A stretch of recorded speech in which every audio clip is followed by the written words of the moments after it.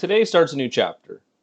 I haven't been posting and I haven't made videos in probably 3 to 4 years. And I realized that I wanted to start about a year or two ago, but I got stuck in stage fright. I was so scared that when I came to talk to you guys that you wouldn't like what I had to offer. And it got in the way of just starting. And so this is going to be my new daily vlog that I just talk to you guys. And I realized that by learning through doing is the best way that I learn. So I'm going to go and see what it takes to build a consulting business online, see what it takes to go and build a YouTube following, see what it takes to figure out what you guys want to hear about and talk about it so that I can help you learn, help you learn what I'm doing. And I know it's not going to be an easy process, and I don't expect it to be. And it's going to be interesting to see how it develops because like right now I'm just in my kitchen. As you can see, we're doing renovations and I'm building my office. And so part of this is also learning how I want to set up my office, how I want to set up to go and shoot video, how to edit video so that it's both fun and not super tedious for me as well. Because it can get a bit painful if you don't know where you want to go with it. Uh, for example, I was looking at a really cool app called Descript, and basically it goes and turns all of your video into a script, and instead of editing the video, you actually edit the script, which edits the video. Pretty cool. Now, I thought this would be a great idea because my little one is now 10, and I'm trying to tell her that you need to try. Even if it's not perfect, you need to try and just get it out there. And if you do that and you do it long enough, you are going to get better. And so if there's something on here that you really, really like, I'd really appreciate if you commented with the time and just give me a couple thoughts on it so that way I can get better. And so I'm going to do these vlogs every day. I'm going to share what I've learned, and we're going to start right now. So one of the more interesting things that I've learned in the last little bit is that nobody gives a shit about your personal life. Nobody gives a shit about your professional life. What they care about is themselves. And by telling a story, by connecting so genuinely, people are able to connect with you on a deeper level because they see their struggles in you. And so by doing that, it creates a stronger dialogue and it creates something that people can hold on to. So I hope that you guys are here and maybe you don't have the confidence to start a business. Maybe you don't have the confidence to start a YouTube channel or a blog. And I want you to join my journey because that's what I'm starting today. I started my blog yesterday. Today I'm starting my YouTube channel. Everything is starting from today. So follow along, learn from my mistakes so you can do it even better. And one of the things I learned even just looking at Twitter again is that I had my profile too fluffy. And by fluffy, I mean that I was so focused on what I thought made me look good, and it wasn't really who I was. So it wasn't something that you guys would be interested in, really. And if you were, I get that some of the content I put out is very useful how-tos, but I could see why it wouldn't because there's nothing sharing who I am for you to connect to at that deeper level. So, I found it really interesting. Lately, I've been looking at who's in my area. So I'm in Calgary, Alberta, Canada. And so I've been looking at who's around me that shares my beliefs, shares my interests, has similar skills. And I'm just connecting because we're in the same local area. And then I've been looking at, of my interests and you call it recreational, but we all have, well, if you're a parent, you'll appreciate this, but hobbies are hard to come by. Not because you don't want to, because you don't have time. And so you seriously have to put an effort into making that time. So about 2 or 3 years ago, as a joke, essentially, me and a couple friends started something that we call brew therapy. And so what we did is we just started brewing together to go and carve out that time to have a hobby that was outside of work.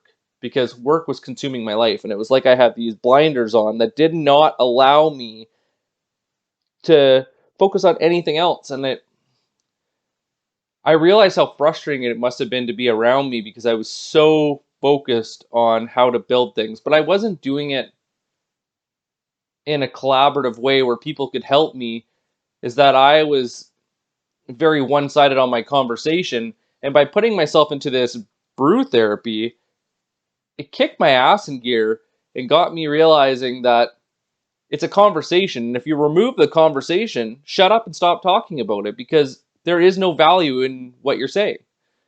And so I brought this to my Twitter, and it was crazy how much more comments I was getting, the level of connection I was getting, and I actually felt like I was doing real good because it meant something to me.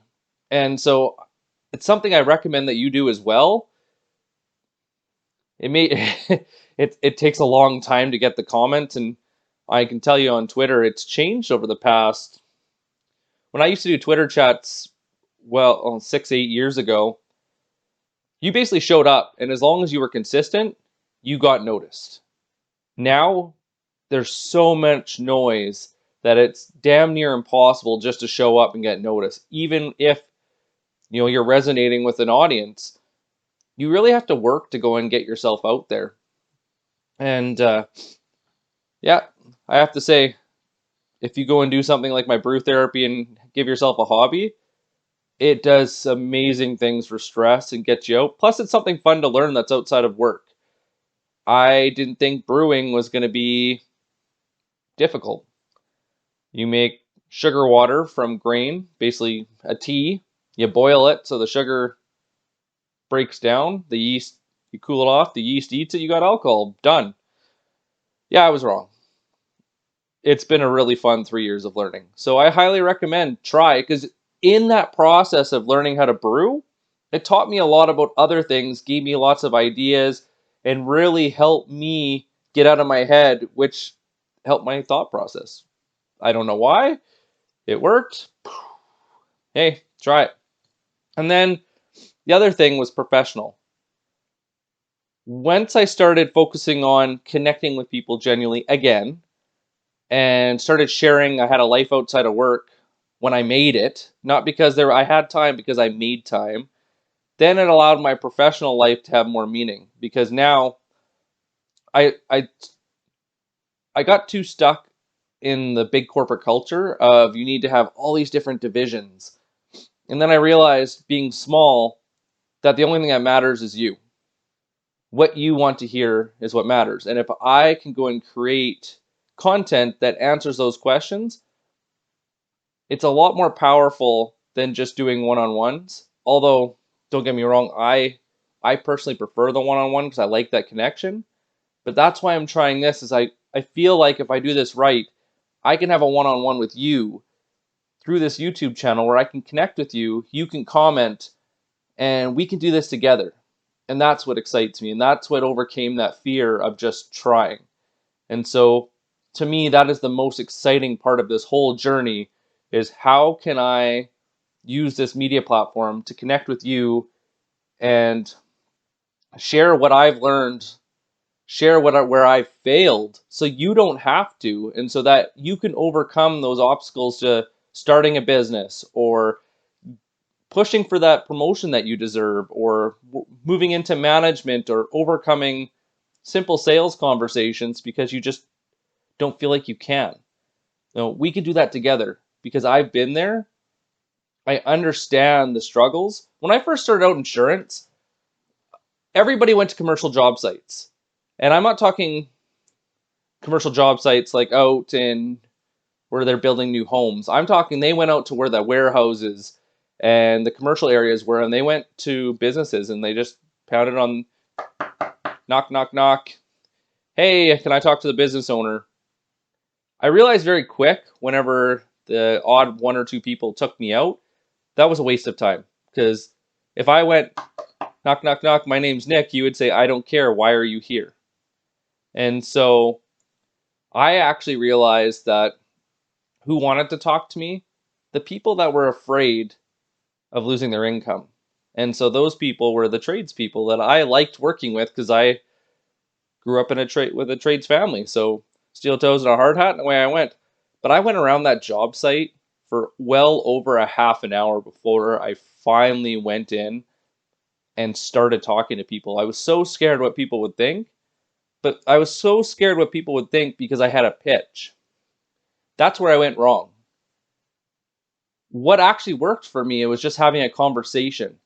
And I think that is the most important thing if I can teach you today is just have a conversation, but don't just talk. And that's what I find interesting about this is I'm talking, but what I'm focusing on is I want to hear your feedback. And so it's even though I'm talking is I'm ready to hear you. So if you're at work, you're talking to a family member, make sure you're willing to listen. Because if you're not, you're going to be like I was a few months ago before I really took, well, I guess a few years ago before I really took brew therapy seriously. And even though I was talking to people, I wasn't having a two-way conversation. I was talking at people, not paying attention. So make sure, just make sure you're ready. Be honest with people. It goes a long way. And then it gets rid of the fear of what they're thinking because they'll tell you. And then once they tell you, you move on. That's it. But if you don't do that, then you're always going to be stuck in your head wondering what they're thinking. And that's what makes you scared to do something because you're so focused on the future, a future that you have no idea about, that it stops you from doing stuff now. And it's the same reason why I'm doing this YouTube channel. So I can't wait to watch these videos in a couple weeks, reflect on them, and see how we can move forward as a community because I know that these first few are going to suck. And that's okay. That to me is the cost of learning. And you'll see like I'm going to go in, well, I'll move down into my office within the next couple weeks to a month.